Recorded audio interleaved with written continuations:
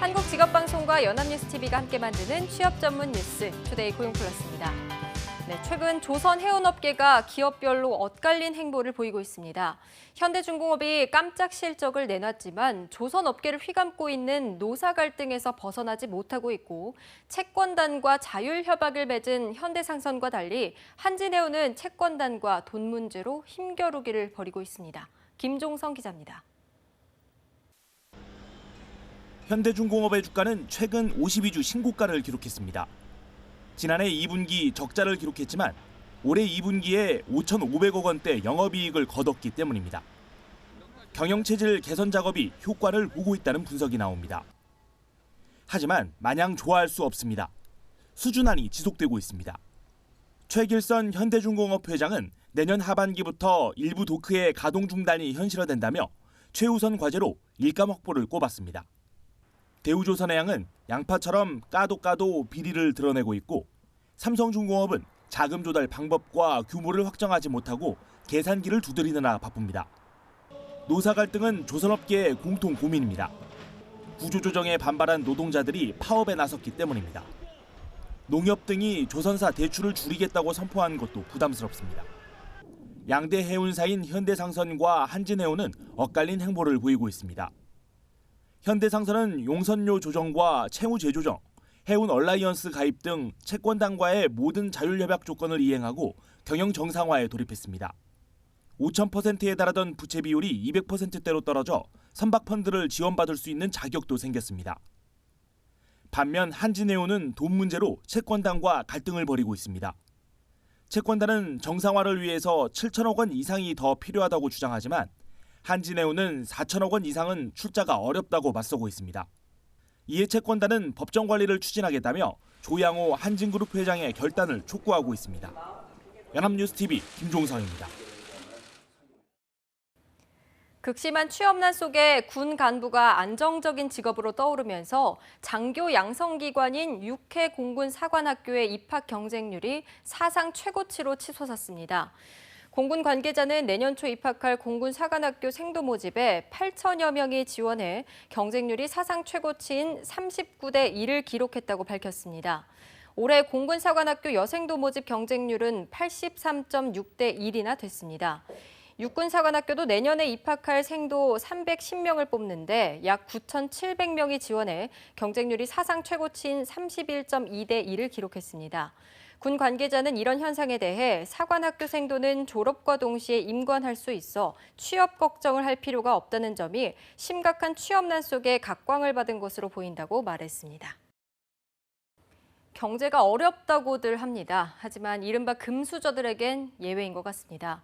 작년 20억 원이 넘는 피상속인이 전년 대비해 10% 넘게 늘었고 전체 상속재산 규모는 역대 최대치였습니다. 남현우 기자가 보도합니다. 지난해 상속을 통한 부의 이전이 활발하게 이루어지면서 수십억 대 재산을 물려받은 사람들이 급증한 것으로 나타났습니다. 지난해 국세청 상속세 신고로 집계된 총 상속재산 가액은 전년보다 21.7% 증가한 13조 1,885억 원이었습니다. 연간 전체 상속재산 규모로는 역대 최대 수준입니다. 이로 인해 작년 상속세 신고세액도 사상 처음으로 2조 원을 넘어 2조 1,896억 원으로 집계됐습니다. 피상속인 한 명이 물려주는 평균 재산 역시 큰 폭으로 늘었습니다. 2014년 20억 원을 넘는 피상속인은 1,619명이었는데 작년엔 1,785명으로 10.3% 증가했습니다. 같은 기간 100억 원 초과 상속은 35.8% 늘었고 500억 원 초과 상속은 무려 80.0%나 급증했습니다. 이는 상속 중에서도 고액 자산가의 상속이 늘었다고 해석할 수 있는 대목입니다. 부동산이 상속재산의 큰 비중을 차지하는 만큼 지난해 부동산 가격 상승이 영향을 미쳤을 것이라는 분석입니다. 2%대 저성장, 10%대 청년 실업이라는 경제 현실과 무관하게 부모의 재산 정도에 따라 자식의 경제적 지위가 결정되는 이른바 수저 계급론이 고착화하는 모습입니다. 연합뉴스TV 남현호입니다. 헌법재판소의 합헌 결정으로 김영란법은 이제 시행까지 2달도 남지 않았습니다. 확 달라질 접대 문화에 대비하기 위해서 기업들은 분주하고 로펌 등 변호사 업계에도 오랜만에 큰 시장이 섰다는 분위기입니다. 정호윤 기자입니다. 김영란법의 합헌 결정 이후 기업들은 동향을 파악하느라 어느 때보다 분주합니다. 아직까지 모호한 법 개념으로 인해 어떤 행위들이 법을 위반하게 되는지 구체적인 사례들을 꼼꼼히 점검하는가 하면 대기업의 홍보나 대관 부서는 달라질 업무 방식에 어떻게 대응해야 할지 고민이 시작됐습니다. 우리 기업들도 각각의 그 담당 업무별로 대비하기보다는 대응안을 마련해서 지키려고 노력을 할 것입니다. 이른바 김영란법 리스크를 최소화하려는 기업들의 자문이 밀려들면서 변호사 업계도 분주하기는 마찬가지. 한 대형 로펌은 헌법재판소의 결정에 맞춰 부패 방지 태스크포스를 공식 출범했습니다. 다른 로펌들도 관련 대응팀을 속속 만들어 기업들의 법률 서비스 자문에 대응할 계획입니다. 8월에만 벌써 여러 건의 설명회와 세미나들도 예정돼 있습니다. 이제 일단 여러 가지 해석의 논란도 많고 아직까지는 좀 새로운 게 도입되니까 거기에 대한 교육이라든가 그런 좀 설명이라든가 이제 그런 요청들은 많이 오고 있는 것 같고요. 형사와 조세, 공정거래 등 다양한 분야의 전문 변호사들이 로펌 전담팀으로 자리를 옮기는 추세가 두드러지는 가운데 특히 형사사건 경험이 풍부한 검찰 출신 전관 변호사들이 각광받으면서 몸값 또한 뛰어오를 조짐을 보이고 있습니다. 연합뉴스TV 정호윤입니다. 국민연금을 받을 수 있는 최소 가입 기간 10년을 넘기지 못하고 그동안 낸 보험료에다 약간의 이자를 붙여 반환 일시금으로만 돌려받는 사람이 해마다 끊이지 않고 있습니다. 보건복지부와 국민연금공단에 따르면 반환 일시금 수령자는 지난해 18만 명까지 늘어났으며 올해 들어서도 4월까지 7만 명에 육박한 것으로 나타났습니다. 이들은 국민연금에 가입하고도 결과적으로 노후 소득 보장의 최후 보루인 연금을 타지 못해 은퇴 후 빈곤에 노출될 가능성이 큰 만큼 연금 당국은 가입 기간을 연장해 연금을 받을 수 있게 하는 임의 가입 제도 등을 적극적으로 활용하도록 권하고 있습니다. 법학 전문대학원에 이어서 의학, 치의학, 한의학 전문대학원 입시에서도 자기소개서에 부모 스펙을 기재하는 게 금지됩니다. 학생 선발 과정에서 공정성 논란을 없애겠다는 취지로 2017학년도 전형부터 적용할 방침입니다. 황정현 기자입니다. 교육부가 의사와 약사, 변호사 등 전문 직업인 양성대학원의 공정한 선발을 위해 입시제도 개선 방안을 내놨습니다. 법학전문대학원과 마찬가지로 자기소개서에 부모의 스펙을 적지 못하도록 한 겁니다. 부모나 친인척의 이름 또는 직장명 등 신상을 기재할 수 없습니다. 특히 의료인과 의사, 의대 교수 같은 관련 분야 직종은 기재가 엄격히 금지됩니다. 이를 어기면 불이익을 주도록 입시 요강에 명문화하도록 했습니다. 면접 역시 응시자의 신원을 알 수 없도록 블라인드 면접을 실시하고 면접위원으로 대학 외부 인사의 참여를 권장할 예정입니다. 지금까지 반영 비율과 배점 방식을 자율적으로 관리해왔던 정량 정성 요소는 사전 공지하도록 하고 정성 요소 평가 비중은 전체의 40% 이내로 제한했습니다. 약학대학 편입시험에서는 나이가 많다는 이유로 불이익을 주는 일이 금지됩니다.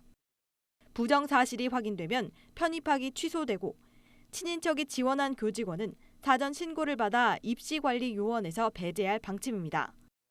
이 같은 내용의 입시 개선 방안은 2017학년도 전형부터 적용됩니다. 연합뉴스TV 황정현입니다. 기업이나 산업 현장에 수요가 많은 공학 계열과 공급 과잉에 시달리는 인문사회, 교육계열 졸업생의 고용률 격차가 큰 것으로 나타났습니다. 한국고용정보원 김두순 전임연구원의 보고서에 따르면 34세 이하 공학계열 졸업자의 고용률은 2004년 80.7%에서 지난해에는 82.8%까지 올라갔습니다. 모든 대학 전공 계열을 통틀어 가장 높은 고용률로 제조업이나 건설, 엔지니어링 분야의 높은 수요가 뒷받침한 결과로 분석됩니다. 인문사회 계열과 교육계열 졸업생의 고용률은 모든 계열 중 가장 낮은 72에서 73%대에 머물렀습니다. 미혼 남녀에게 결혼을 하지 않은 이유를 물어봤더니 남성은 경제적 문제를 1위로 꼽았습니다. 한편 여성 응답자는 기대치에 맞는 사람을 만나지 못했다는 비중이 높았습니다. 이준흠 기자의 보도입니다. 30살이 넘은 남녀가 아직 결혼을 하지 않았다면 그 이유는 뭘까?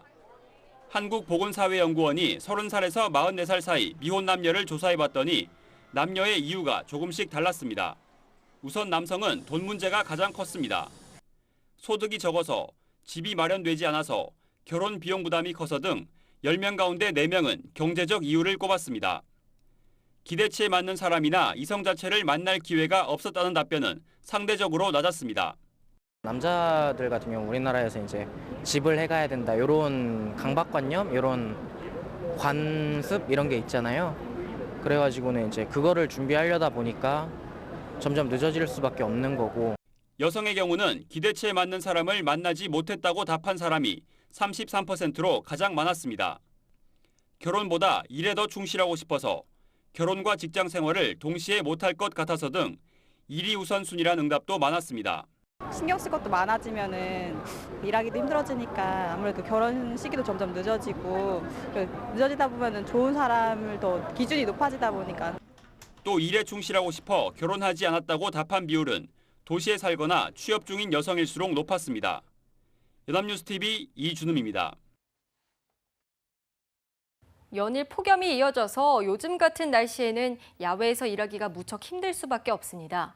그러나 새벽 인력 시장에는 일거리를 구하기 위해 나온 사람들로 연일 북적인다고 하는데요. 박현우 기자가 새벽 인력 시장에 다녀왔습니다. 새벽 이른 시간 서울 남구로역 인근의 인력 시장입니다. 동이채 트기도 전이지만 일거리를 구하기 위해 찾아온 사람들로 북적입니다. 앳된 얼굴의 청년부터 경력 수십 년의 장년층까지 이곳을 찾은 사연은 다양합니다.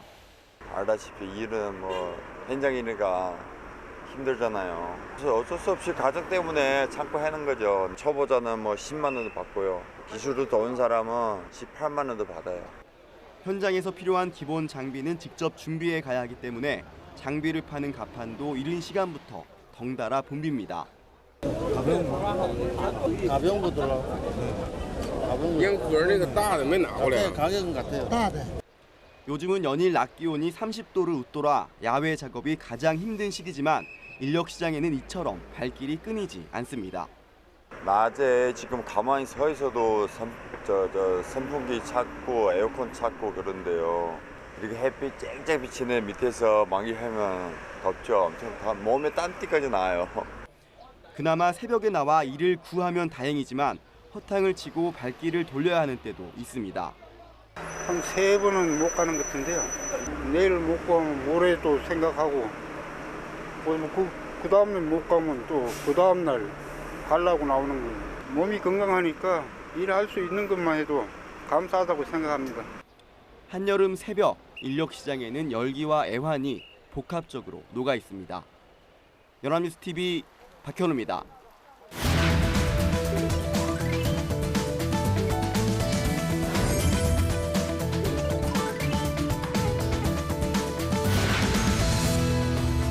최근 사회적으로 핫한 이슈를 키워드로 알아보는 핫키워드 시간입니다. 오늘도 강설이 아나운서와 함께합니다. 안녕하세요. 네, 안녕하세요. 핫키워드 시간입니다. 오늘은 박송희 아나운서께 먼저 질문을 하나 던져볼까 하는데요. 제가 면접관이라고 생각하고 신중하게 답변해 주시기 바랍니다. 네. 혹시 이순신 장군과 세종대왕 중 한 명만 환생시킬 수 있다면 누구를 선택하실 건가요?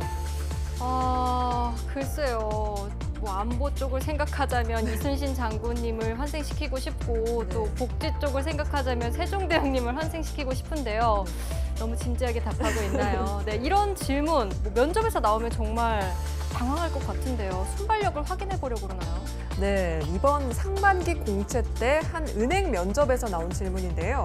이런 돌발 질문을 하는 이유는 지원자의 순발력과 문제 해결 능력을 엿보기 위해서라고 합니다.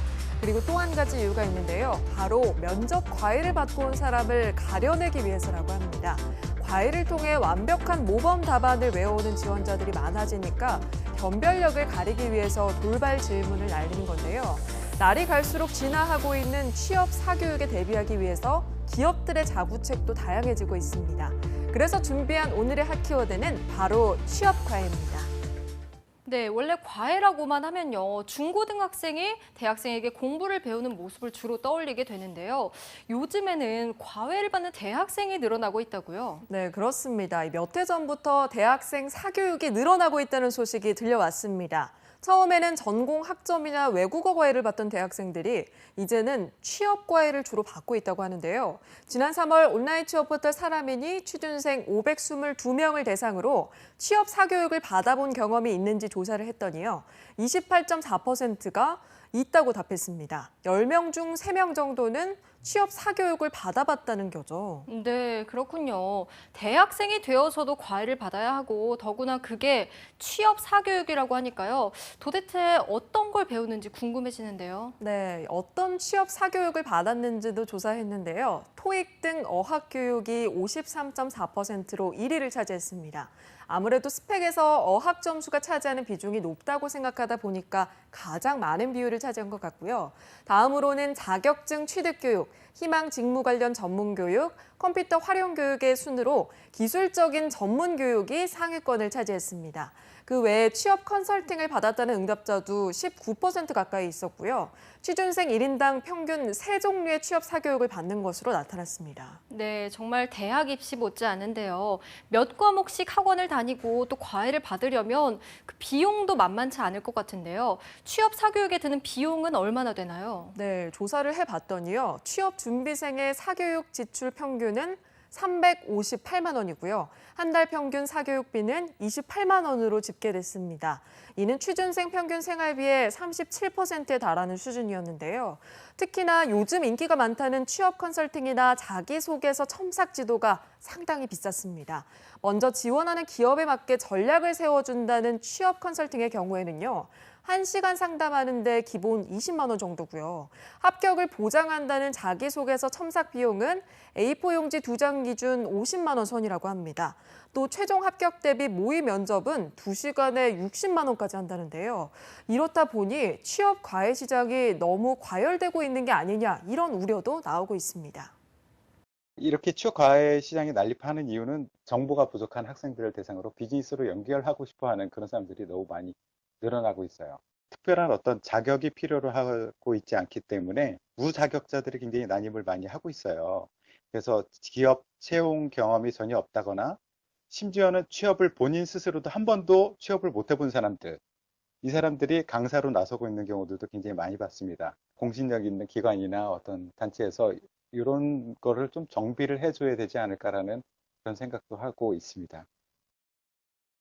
네, 취업 사교육 시장이 이렇게 활발해지는 데는 아무래도 이유가 있을 것 같은데요. 취준생들이 이렇게 경제적 부담을 감수하면서까지 취업 과외를 받는 이유는 뭘까요? 네, 취준생들이 취업 사교육을 받는 이유도 조사를 해봤는데요. 취업 성공률을 높이기 위해서가 56.1%로 1위를 차지했습니다.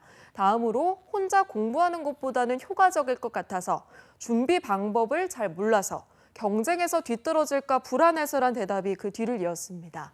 사교육을 받는 게 취업 성공을 위한 효과적인 방법이라는 생각과 함께 혼자만 받지 않으면 실패할 수 있다는 불안감이 엿보이는데요. 실제로 사교육이 취업 성공에 얼마나 효과가 있는 걸까요? 전문가의 의견을 들어봤습니다. 취업 사교육을 잘못 받은 학생들은 특징들이 있어요. 예상하지 못한 질문에 대해서는 전혀 답을 못해요. 아니면 질문은 A를 물었어도 자기가 외웠던 B라는 답변, 그냥 자동응답기를 튼 것처럼 그대로 얘기하는 사람들 많이 봅니다. 이런 친구들은요, 절대 기업에서는 뽑을 수가 없으니까 주의하시고요. 기업에서는 그 기업에서 일 잘하는 직원을 뽑으려고 하는 거거든요. 그러니까 어떤 이미지, 어떤 글 이런 것에 너무 현혹되지 마시고 그 기업에서 원하는, 그리고 그 직무에서 원하는 인재상과 직무 역량에 초점을 맞춰서 준비하시면은 무난히 좋은 결과 만들 수 있을 거다라고 저는 말씀드립니다. 네, 전문가의 의견을 들어보면요. 취업 과외가 오히려 역효과도 많이 내는 것 같은데요. 취업 준비생들의 생각은 어땠나요? 네, 구직자들의 생각은 전문가의 견해와는 달랐습니다. 취업 과외가 취업 경쟁력을 높이는 데 도움이 되는지를 물어봤더니 응답자의 83.6%가 그렇다고 답했습니다.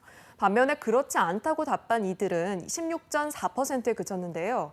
구직자들은 취업 과외 효과를 맹신하는 경향이 있는 것으로 보입니다. 아무래도 지푸라기라도 잡고 싶은 간절한 마음 때문이겠죠. 이런 상황에서 취업 사교육 시장만 커지면서 검증할 수 없는 강사들이 난립하고 수강료만 치솟고 있는 게 바로 현실입니다. 네, 심지어 이런 취준생들을 노리는 수강료 사기 사건들도 있었다고 하는데요. 이쯤 되면 어떤 대책이 필요해 보입니다. 자, 구직자들이 취업과에 몰리지 않도록 할 수 있는 방법은 없을까요? 네, 현재 나타나고 있는 취업 사교육의 과열은 지나친 공채 쏠림 때문에 발생하고 있습니다. 그래서 정부에서는 구직자가 취업을 희망하는 대기업과 공공기관에서 미리 직업 훈련을 받고 취업을 지원받을 수 있는 고용 디딤돌 프로그램을 진행하고 있습니다. 현재 삼성, SK, 현대차 등이 참여하고 있는데요. 자세한 설명 전문가에게 들어보겠습니다. 이 프로그램은 민간 합동으로 청년 고용 절벽 해소 대책이라는 것을 마련했습니다. 청년들에게 직무 능력 향상을 통한 취업 기회를 제공하기 위해서 대기업이나 공공기관에서 도입하고 있는 교육훈련 프로그램을 활용해서 고품질의 직업훈련을 청년들한테 제공을 하고 그 훈련 후에 대기업이나 협력업체 등에서 인턴 과정을 수료하거나 채용하는 그런 걸 적극 지원하는 프로그램입니다. 네, 한마디로 가고 싶은 회사에 가서 무료 교육을 받게 되는 것 같습니다. 자, 그럼 이거 어떻게 참여할 수 있는지 지원 자격과 혜택도 알려주시겠어요? 네, 지원 자격은 특성화고, 일반고, 전문대, 4년제 대학 졸업 혹은 졸업 예정자로 만 15세 이상 34세 이하면 참여할 수 있고요. 참가 시 교육비는 전액 무료일 뿐만이 아니고요. 인턴 기간 동안 급여가 지급된다고 합니다. 올해부터 시작했기 때문에 평가하기는 조금 이르지만 현재 시점에서 한 4,300명 정도 이 고용디딤돌 프로그램에 참여를 해서 그중에 1,000명 정도가 현재 시점에서 수료를 했습니다. 1,000명 중에 현재 한 600명 정도가 정규직으로 취업을 했습니다. 저희 계획으로는 올해 10,000명, 내년에 10,000명, 일단 그래서 2개년 동안 2만 명의 이 훈련을 제공을 해서 이들이 취업과 연계될 수 있도록 할 계획을 가지고 있습니다. 네, 이렇게 고용 디딤돌 프로그램은 시행 첫 해 안착했다는 평가를 받고 있는데요. 앞으로 양적으로는 물론 질적으로도 더 좋은 일자리를 제공해서 청년 취업난 해소에 도움이 되기를 기대하겠습니다. 네, 벌써 8월이 시작됐죠. 한창 여름 휴가에 들떠 있어야 할 대학가는요, 극심한 취업난으로 방학이 무색할 정도라고 합니다. 각종 자격증 공부해야지, 대외 활동해야지, 또 취업 과외까지 받아야 하는 이 현실에 구직자들의 시름이 짙어지고 있는데요. 분초를 다투는 경쟁 시대에서 구직자들의 고단한 생활을 바로 잡아주고 또 스스로 자립할 수 있는 방안이 필요할 것 같습니다. 네, 오늘의 핫키워드 취업 과외에 대해서 알아봤습니다. 강설희 아나운서 고맙습니다. 네, 고맙습니다. 네, 투데이 고용 플러스 오늘 준비한 소식은 여기까지입니다. 오늘도 함께해 주신 여러분 고맙습니다.